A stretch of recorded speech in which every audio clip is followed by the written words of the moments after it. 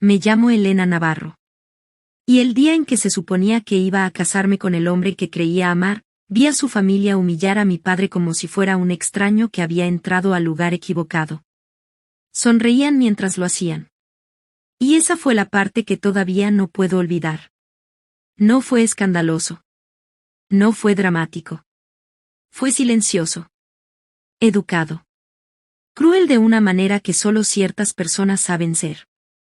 Mi padre estaba allí con el traje que había ahorrado durante meses para comprar. Una chaqueta gris oscura que no era cara.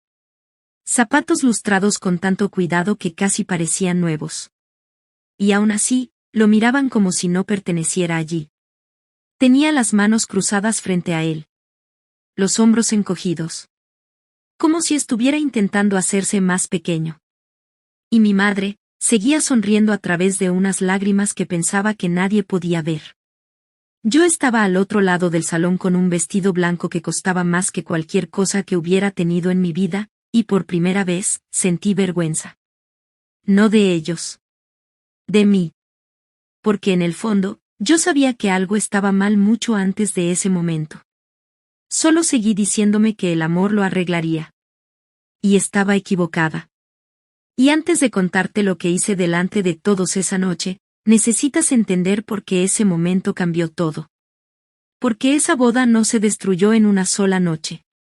Comenzó a romperse mucho antes de que yo caminara hacia ese altar. Conocí a Adrián en una cena benéfica privada a la que casi no fui. Ni siquiera se suponía que debía estar allí. Una amiga del trabajo me invitó a último momento porque no quería ir sola. Casi dije que no.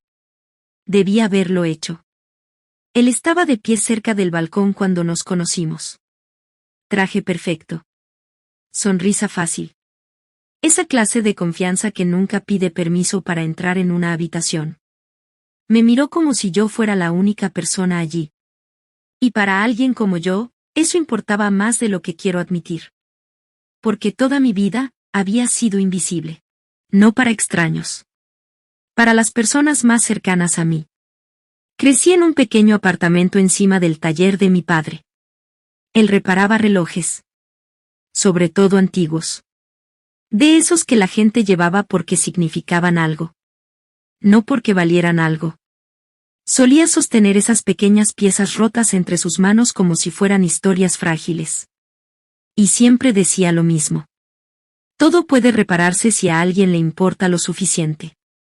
En aquel entonces, yo lo creía. Quizás demasiado. Mi madre trabajaba por las mañanas en una panadería y por las noches hacía arreglos de ropa en casa. Siempre estaba cansada. Pero nunca dejó que yo me sintiera pobre. Hacía que lo sencillo se sintiera cálido. Cenas simples. Libros usados. La lluvia golpeando ventanas viejas. Ella hacía que el sacrificio pareciera invisible. Y por ellos, yo creí que el amor se parecía a resistir. A quedarse. A dar más de lo que uno tenía. Así que cuando Adrián me miró y dijo: «Eres diferente a cualquiera que haya conocido». Le creí. Y durante un tiempo, él hizo que fuera fácil creerlo. Enviaba flores a mi oficina sin motivo. Me esperaba afuera solo para llevarme a casa. Recordaba cosas pequeñas que yo había dicho una vez y las repetía meses después. Me hizo sentir elegida. Y cuando alguien pasa la vida sintiéndose ignorada, ser elegida puede sentirse peligrosamente parecido al amor. La primera vez que conocí a su familia, debí escuchar el silencio en mi pecho. Su madre me abrazó sin calidez. Su padre me dio la mano como si cerrara un negocio. Su hermana Sofía me sonrió medio segundo más de lo normal. No porque le agradara. Porque me estaba midiendo. Recuerdo estar sentada en su mesa mientras las copas de cristal reflejaban la luz de las velas. Todo en aquella casa parecía caro. Intocable. Perfecto. Incluso el silencio parecía caro. Su madre preguntó dónde vivían mis padres. Se lo dije. Ella sonrió. Ah. Una sola palabra. Pero entendí exactamente lo que significaba. Su padre preguntó a qué se dedicaba mi padre. Repara relojes, respondí. Otro silencio. Luego su hermana soltó una pequeña risa y dijo: ¡Qué encantador! Sonreí porque no sabía qué más hacer. Adrián apretó mi mano debajo de la mesa. Como si eso lo arreglara. Como si el consuelo pudiera borrar la falta de respeto. Pero seguí diciéndome que cambiarían. La gente siempre dice eso. Dales tiempo. Verán quién eres. Lo que nunca te dicen, es que a veces la gente ya ve quién eres. Y decide que no eres suficiente. Pasaron los meses.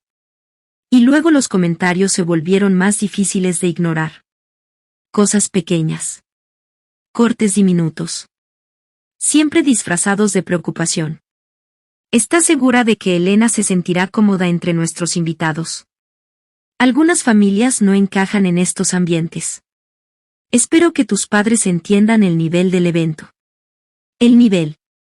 Como si el amor necesitara código de vestimenta. Cada vez que pasaba, Adrián decía lo mismo. No lo dicen con mala intención.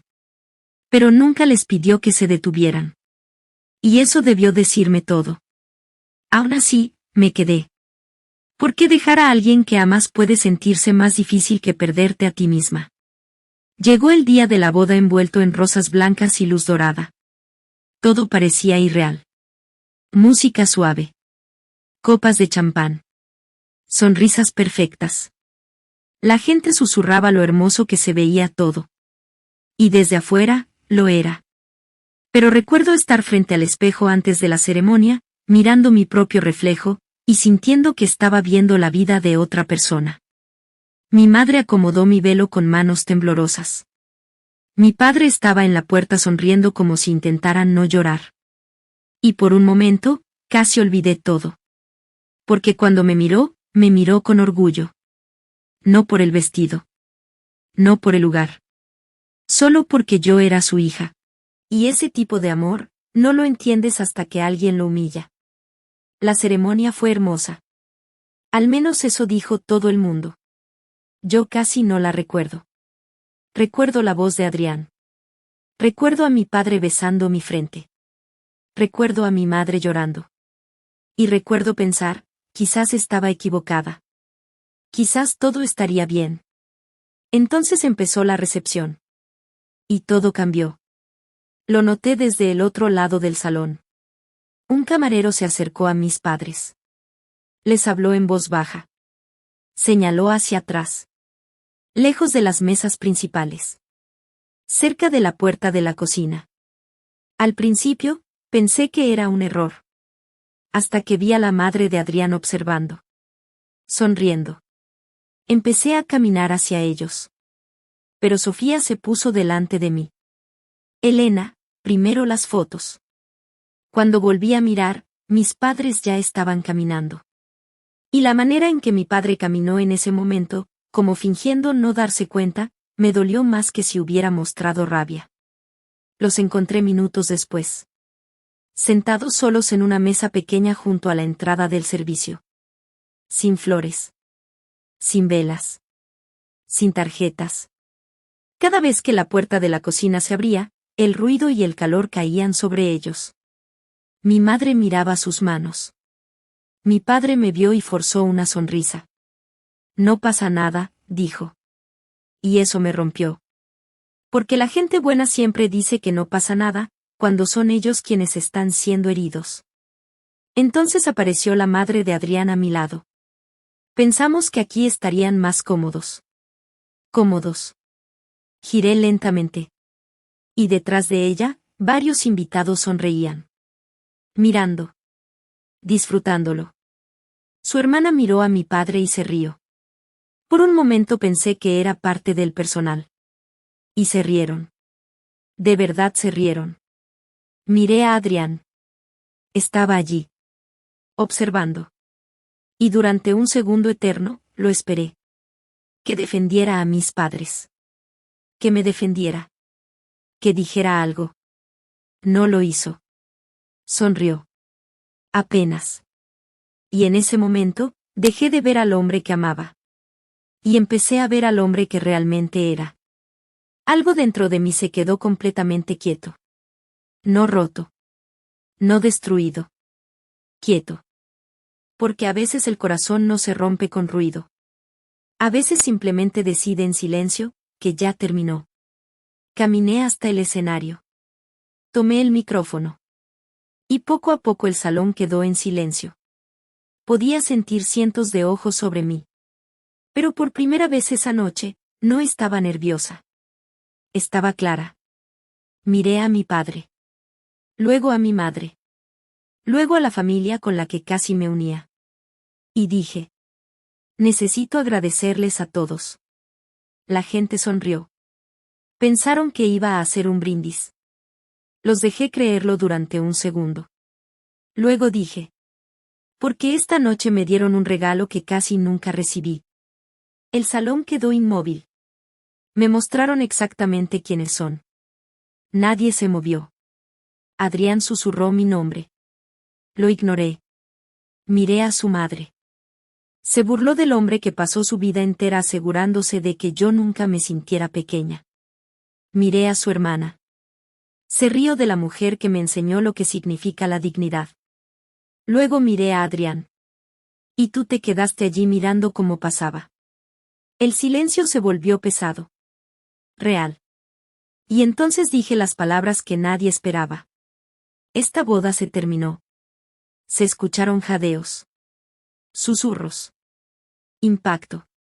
Adrián dio un paso hacia mí. Elena, no hagas esto. Lo miré y dije en voz baja: no. Tú ya lo hiciste. Entonces metí la mano en el pequeño bolso de satén detrás del atril. Saqué una carpeta. Y la dejé sobre la mesa. Porque mientras su familia estaba ocupada decidiendo si la mía merecía estar allí, yo había pasado el último mes descubriendo algo que Adrián nunca se molestó en preguntar. Mi abuela me había dejado algo años atrás. No joyas. No cartas. Control. Una empresa privada. Una que discretamente poseía suficiente parte del negocio de su padre como para destruirlo. No pensaba usarla. Hasta esa noche. Su padre miró los papeles. Y el color abandonó su rostro. Y por primera vez en toda la noche, alguien de esa familia parecía tener miedo. Me acerqué al micrófono y dije: mañana por la mañana, cada vínculo financiero entre mi empresa y la suya será revisado. El pánico recorrió el salón. Los teléfonos aparecieron. La gente empezó a murmurar. Adrián me miraba como si nunca me hubiera visto antes. Tal vez no lo había hecho. Porque la mujer que necesitaba su amor, ya no estaba. Me quité el anillo. Lo dejé junto al micrófono. Y bajé del escenario. Directamente hacia mis padres. Mi madre estaba llorando. Mi padre me miraba como si no supiera si hablar. Tomé la mano de él. Luego la de mi madre. Y dije lo único que importaba. Vámonos a casa. Y por primera vez en mi vida, alejarme no se sintió como perder. Se sintió como elegirme por fin a mí misma. Porque a veces, lo más fuerte que puede hacer una mujer, es dejar de rogar por respeto, y marcharse antes de que puedan volver a herirla.